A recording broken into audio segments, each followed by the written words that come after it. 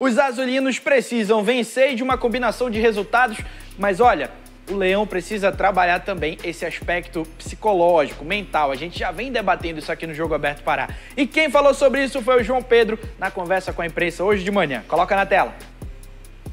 O nervosismo vai haver, é uma coisa que nós atletas temos que saber lidar com isso, porque há sempre ansiedade, há sempre o friozinho, ainda mais um jogo desses com o calor, que é um jogo decisivo, vai haver um pouco mais. Temos que saber lidar e lidar da melhor forma, porque é para uma coisa boa.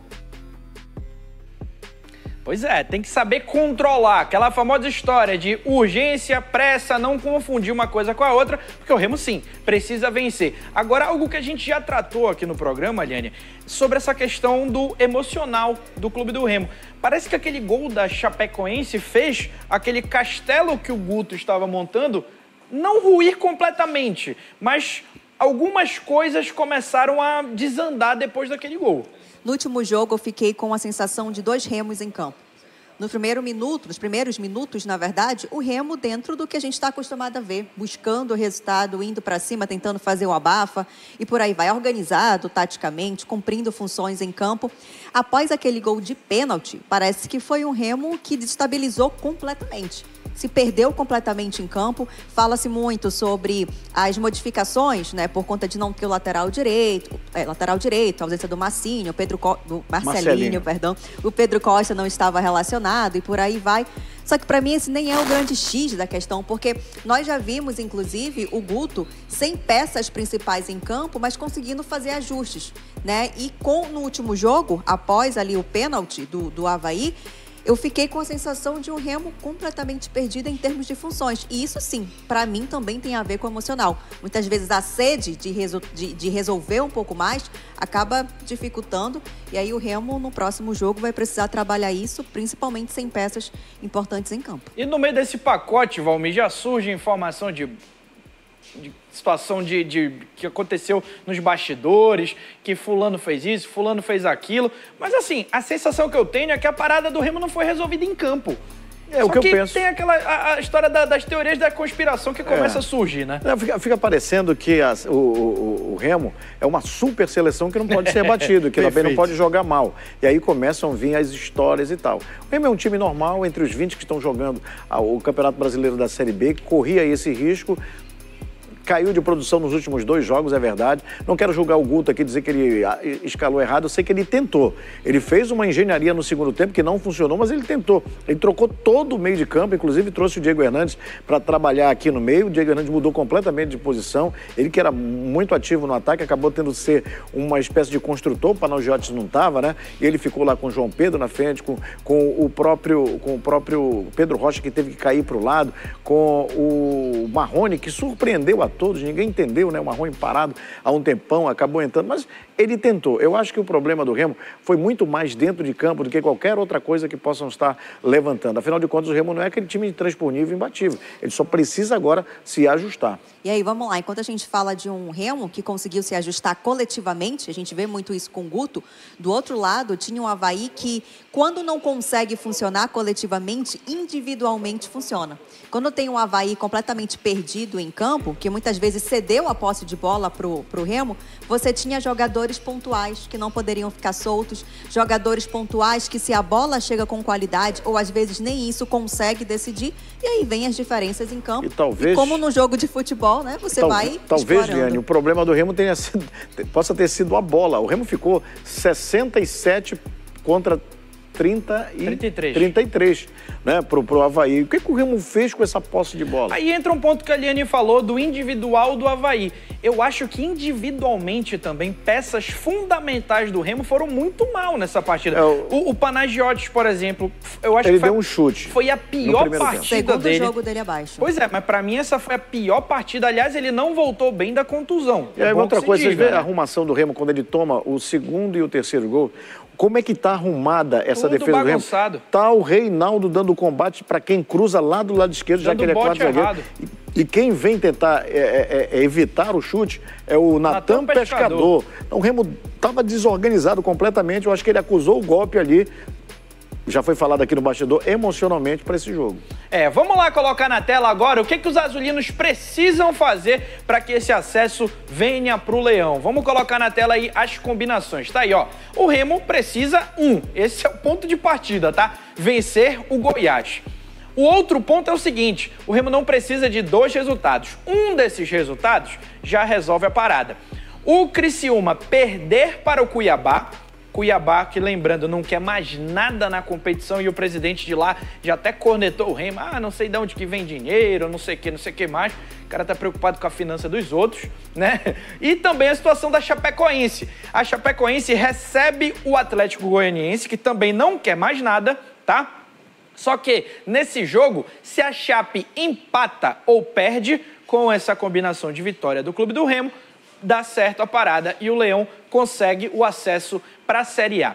Desses dois, o que vocês consideram, vamos dizer assim, mais provável de acontecer ou vocês consideram improvável que essa combinação aconteça? Posso começar aqui? Eu acho que o mais provável, eu quero começar com esse jogo do Atlético Goianiense com a Chapecoense ou Chapecoense com o Atlético Goianiense. O mais provável é a vitória da Chape. Tá aí no ar o que falou o presidente da Atlético Goianiense. Não sei se vocês viram. Sim. Eles disseram, a gente quis ganhar os jogos e não conseguiu para nos beneficiar. Agora só acho que a gente vai ganhar para beneficiar o outro. Esse outro seria o Goiás, caso o Goiás vença o Clube do Remo. Então parece que o Atlético Goianiense não vai fazer pouco caso para esse jogo. Agora, acho que no outro jogo o Criciúma tem time para ganhar do Cuiabá também, que não interessa. O time do Criciúma, para mim, é superior tecnicamente.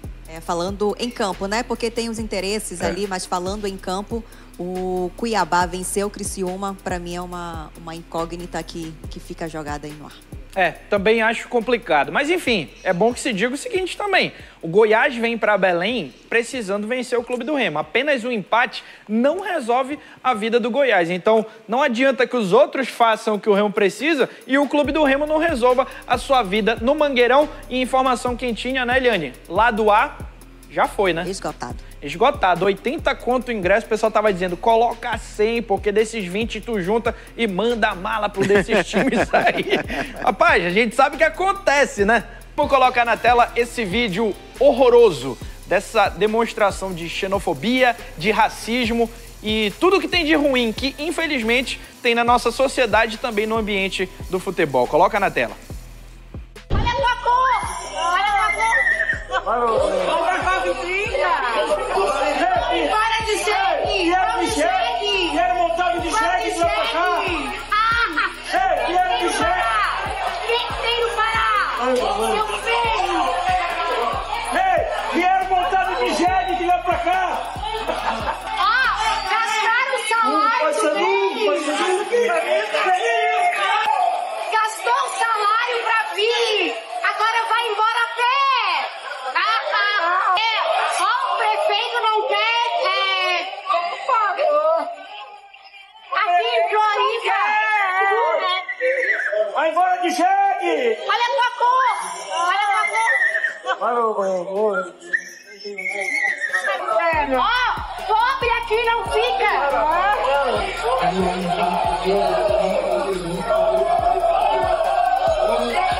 Querem comer? Quer comer? Só que come! Ali tem a comidinha de graça! Vamos lá. Tem tanto erro num vídeo só, né? Tem tanta coisa num vídeo só que é até difícil da gente, sei lá, achar por onde começar. Eu acho que a gente tem que começar pelo mais grave, racismo, tá? Olha a tua cor. Bem, eu não sei o que essa latina ariana acha de tão ruim na cor das pessoas, né? Porque assim, se um europeu olhar para ela, o europeu vai identificar que ela é latina, né? Então a gente começa do início. Depois, há um grande erro de geografia quando fala de ir e voltar de jegue. Quem tem esse hábito e que não tem problema nenhum são os nordestinos, né? Então aí a gente já vai pro lado da xenofobia. Questão de prefeito, isso, comida, enfim, sim, somos a região mais pobre do país, até porque somos muito explorados, né, por toda essa galera, economicamente falando. Enfim, algo absurdo que está na sociedade, mas que vem para o ambiente do futebol e que, assim, quando é argentino fazendo com brasileiro, todo mundo acha horrível, né? Mas quando é internamente, a gente tem que normalizar. Honestamente, Liane, Valmir, eu gostaria de saber qual vai ser a postura da CBF em relação a esse fato. Bora lá. Quando a gente vê esse vídeo pela primeira vez, vem várias coisas, né? Primeiro é você devolver, até porque uma pessoa com uma estética dessa não pode chamar o outro de feio. Só que minha mãe não iria autorizar a falar isso aqui. Né, o outro ponto, repensando, é o que me assusta, sabe, Danilo? Porque esse vídeo, Valmir, fica muito nítido, xenofobia e racismo. Só que a gente teve recentemente aquela situação do presidente da Chapecoense, que fala sobre um Brasil dentro de um Brasil. Né? E talvez por ele não usar palavras tão nítidas, acabou passando despercebido. O que eu quero falar com isso? É uma realidade, infelizmente, que a gente vive, e aí vou cutucar um pouco mais. Não é só ela, tá? Nós temos omissão no vídeo, e isso, infelizmente, ainda não é tratado também como crime, e para mim deveria sim.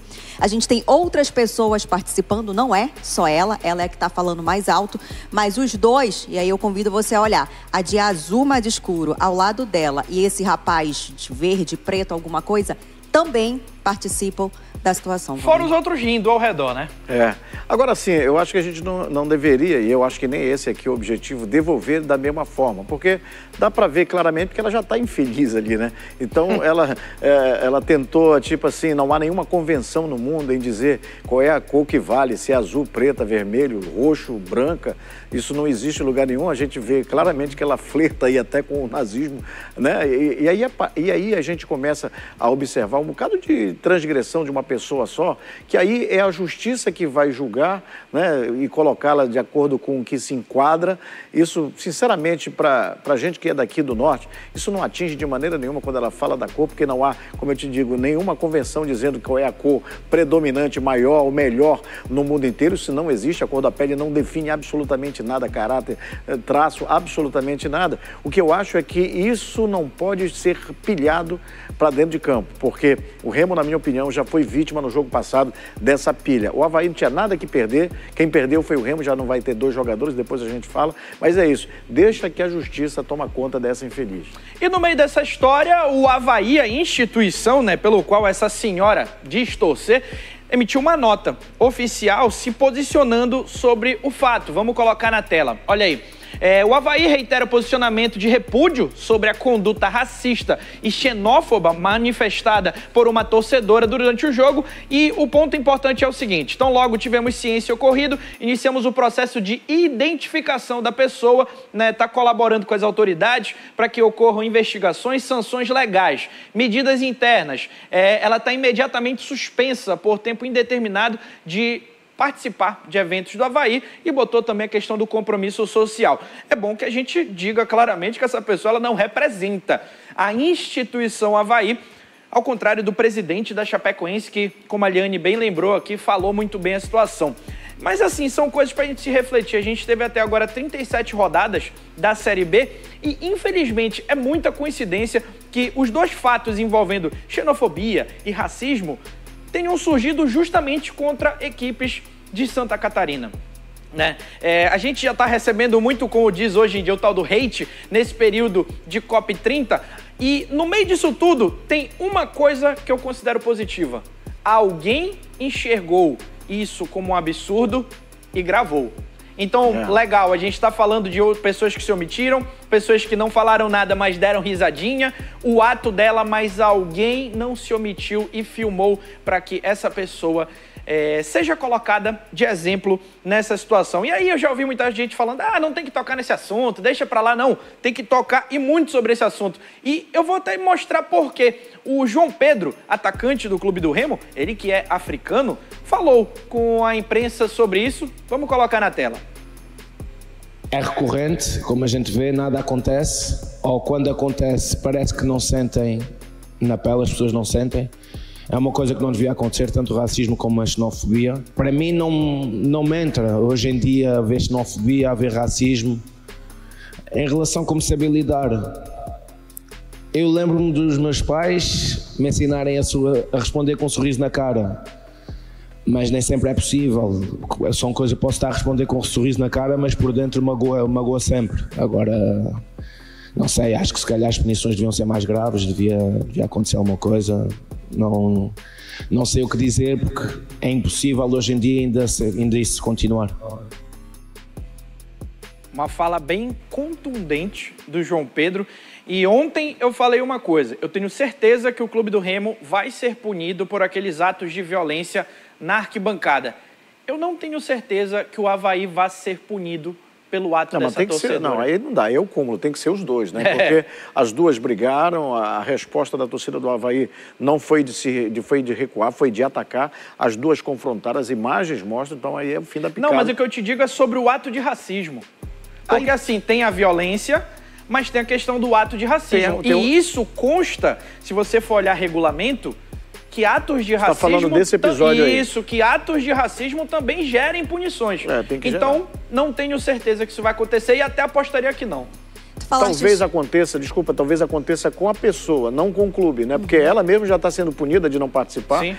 Deve ser uma série de... Porque também tem além de racismo, de xenofobia, tem injúria pelo meio. Ou seja, tem um combo aí para essa mulher. Tu falaste sobre algumas pessoas que às vezes pensam, não tem que debater sobre esse assunto e tudo mais. Eu acho que hoje o Remo, pela posição que ele está, incomoda demais. Isso está muito nítido. E tá na hora, tinha uma expressão que minha mãe usava muito, Valmir, que era o espírito de vira-lata. A gente precisa tirar um pouco disso, a gente precisa se impor cada vez mais. A gente está acostumado, não com racismo, mas estamos acostumados com a questão do local onde estamos no mapa, estamos acostumados em sofrer com arbitragem, por aí vai. A gente precisa tirar um pouco disso e se impor. Então, e aí vou usar como exemplo, quando o Braz vai para aquela reunião de arbitragem, é uma forma da gente se impor. Quando para não ficar só no ato do Remo, mas quando o que foi técnico do Paysandu falou sobre o aspecto de viagens, de logística Claudinei e tudo mais, Oliveira. Claudinei, obrigada, a gente precisa se impor. A gente precisa exigir que as viagens sejam adequadas à nossa realidade. A gente precisa exigir sobre arbitragem. A gente precisa exigir sobre punições em situações como essas. Então, a vitrine que o Remo está hoje, ele também puxa esses debates. E a gente precisa, clube, imprensa, torcedores e por aí vai, começar a se impor cada vez mais. Inclusive, é bom que a gente diga uma coisa. Esse é o momento que eu acho que a gente exclui, tá? Clubismo, Remo, Paysandu, porque isso daí é uma ofensa ao povo paraense como um todo. E para quem não lembra, trazendo para o lado bicolor, o Nicolas, ele começa aquela comemoração dele da flecha justamente por um ato de racismo e xenofobia ocorrido no sul do Brasil. O Nicolas, que é gaúcho, faz um gol e faz ali o ato da flecha e aquilo ali acabou ficando marcado. Então, a gente precisa se olhar nesse momento realmente como unidade. E lembrando, presidente da CBF é um caboclo aqui da nossa região, lá de Roraima. Um dos vice-presidentes, Ricardo Gluckpol, paraense também. Então, assim, a gente vê muito xenofobia contra o pessoal do Nordeste. Como a gente entrou no mapa com a campanha do Remo, entrou no mapa com a COP30, parece que a galera resolveu olhar pra gente agora com esse olhar de menosprezo, né? É isso. A gente incomoda e eu espero que a gente continue incomodando bastante racista, nazista, xenófobo e por aí vai.